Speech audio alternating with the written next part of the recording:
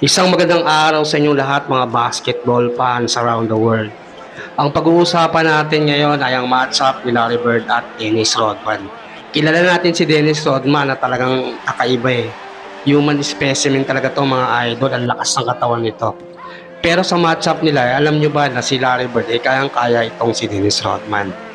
No, sabihin na natin na nung time na to, 1980 itong laro na to maliit pa o payat pa si Dennis Rodman pero pag talagang nag-match up yan sa paniniwala ko yung prime Dennis Rodman, prime Larry Bird kayang-kaya ni Larry Bird yan.